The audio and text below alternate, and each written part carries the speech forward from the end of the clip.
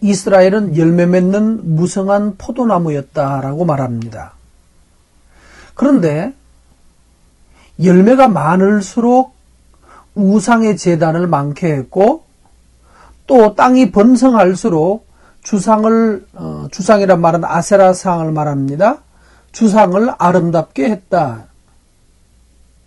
결국은 하나님께서 그들에게 많은 것을 주었더니 하나님이 그들에게 경제적인 안정을 주었더니 그것으로 우상 숭배에 힘썼다는 얘기예요. 우리 시대를 돌아보면 이 말이 얼마나 적합한지 볼 수 있습니다. 나라가 안정되고 경제적으로 이제 먹고 살만해졌습니다. 그러니까 예배를 포기합니다. 예배를 드려도 자기를 기쁘게 하려고 하는 예배를 드리죠. 자기를 위해서 예배하고 그러다가 보니까 자기에게 좋은 얘기해주는 설교 찾아다닙니다. 예를 들면 바로 번영신학이죠. 번영한다라고 말하고 성공한다고 말하고 축복 얘기하는 그런 설교 들어 다녔지 정말 예수 그리스도를 닮자고 십자가를 지자고 하는 말씀 듣기를 거부합니다. 꼬리타분하다라고 생각합니다. 그러면서 실제로 두 가지입니다. 하나는 3절 말씀에 보면 우리가 여호와를 두려워하지 아니하므로라는 말, 이 야레라는 단어는 결국 예배하고 연결됩니다. 예배하지 않았다는 거예요. 하나님께서 번영을 주셨는데 그 번영이 오히려 예배를 떠나고 하나님을 떠나는 길로 갔고 또 예배를 한다고 할지라도 실상은 진심으로 하나님께 예배하는 것이 아니라 자기를 기쁘게 하기 위해서 우상 예배를 드리고 있는 거예요. 하나님이라고 하는 우상, 축복의 신이라고 하는 번영의 신이라고 하는 고지론의 신인 하나님을 믿으려고 했지 십자가 지는 십자가 지신 하나님을 따르려고 하지 않고 우리가 받은 복을 나누어야 된다라고 하는 하나님을 우리는 따르지 않습니다. 이러니까 온 세상으로부터 처절하게 욕먹는 종교가 되어버렸습니다. 더 이상 기독교의 사람들이 기독교에 희망을 걸지 않는 이유가 뭔가요? 바로 그동안 가졌던 이 악한 신학, 또한 이 악한 사상, 번영할수록 더욱 악해져 버렸던 우리의 이 영적 죄가 세상에게 하나님의 매력 없는 하나님으로 세상에게 비춰졌던 것입니다. 하나님이 없으면 결국은 아무리 나라가 좋아도 아무리 왕이 세워져도 왕이 해줄 수 있는 것이 없습니다. 왜냐하면 하나님께서 그 제단을 쳐서 깨트리신다. 다시 말해서 제물의 목을 꺾는다는 뜻입니다. 목을 뚝 잘라버리는 거죠. 짐승에. 그것처럼 왕이 아무리 있어도 우리나라에서 정치 불신한다고 그러죠. 대통령도 믿을 수가 없고 국회의원도 믿을 수가 없고 다 믿을 수가 없대요. 여러분, 대통령을 믿을 수 없는 것이나 국회의원이 나쁜 것이 아니고 우리가 나쁜 거예요.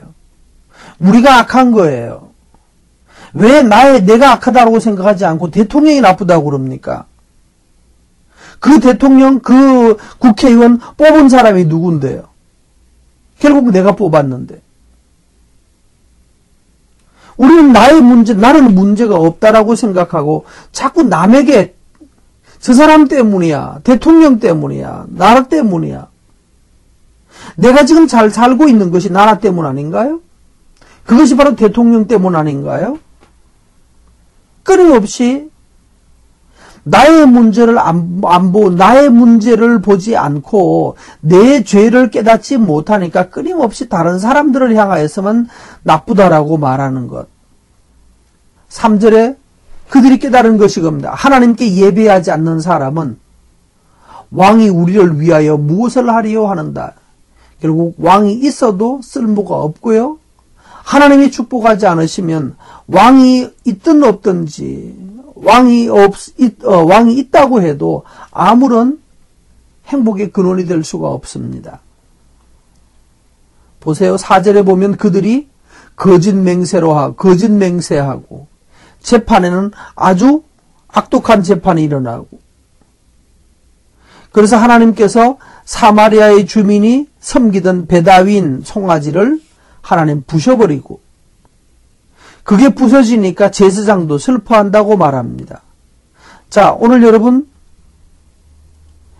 6절에도 이 송아지가 아수르로 옮겨가서 거기에 야렙 왕에게 드릴 것이다 라고 말했고요.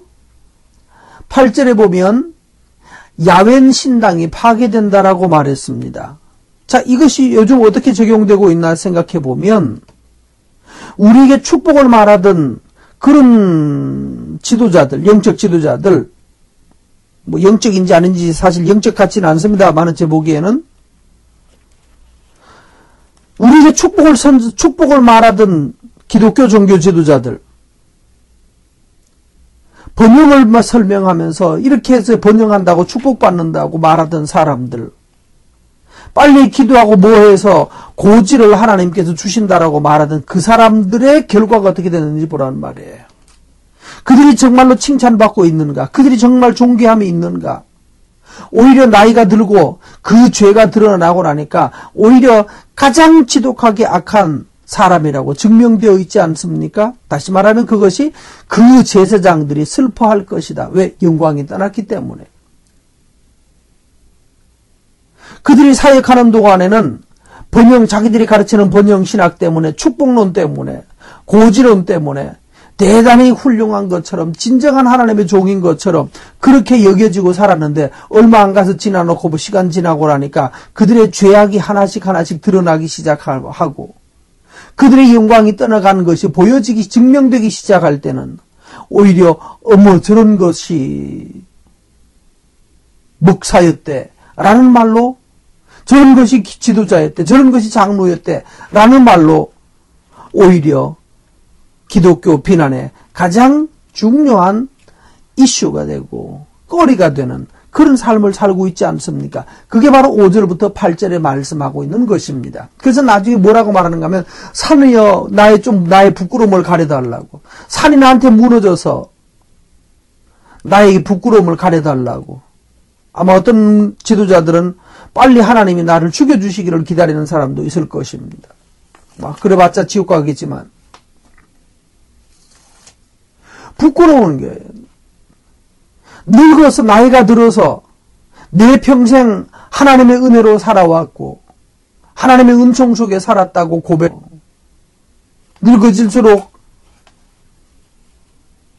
오히려 욕을 더 많이 먹는, 더 많은 철저한 욕심을 내는 모습이 보여지니까 누가 기독교의 지도자들을 존중히 여기겠습니까? 그것이 9절에 말하는 대로 기브아 시대부터 범죄하더니 지금까지 죄를 짓는데요. 저는 여러분에게 저와 같이 생각해 보기 원합니다. 이게 자꾸 지도자 얘기로 들리면 안 됩니다. 내가 바로 지도자거든요. 이대환이가 지금 종교 지도자이고, 여러분이, 이 말씀을 듣는 여러분이 여러분 가정에서 영적 지도자이고, 여러분이 나가서 사역을 하면 사역하는 그곳에서 영적 리더십을 가지고 있습니다. 그러면 우리 모두가 하나님 앞에 이 얘기 들어야 합니다. 3절에 말하는 대로 하나님을 두려워해서 예배하십시오. 예배하지 않으면, 참으로 하나님을 두려워해서 예배하지 않으면 반대로 번영과 성공과 축복과 고지론에 매여서 그거 바라보고 따라가면 결국 그거 전하다가 망해버린 여러 지도자들처럼 우리도 역시 망할 것이고, 우리에게 열매 없을 것이고, 우리에게 하나님의 영광이 없었다는 것이 마지막 날에는 반드시 살아있는 동안에 증명될 것입니다. 그래서 15절 말씀, 이스라엘 왕이 새벽에 반드시 망할 것이다. 갑자기 당한다는 거예요. 갑자기 죽을 것이다 라고 말씀하고 있습니다. 여러분, 우리 돈 많은 거 의뢰하지 말고 13절에 말하는 대로 사람 많은 거 그거 믿고 있지 말고 하나님 앞에서 공의와 인애를 사랑하는 그런 하나님의 사람으로 저와 여러분이 살아가시기를 바랍니다.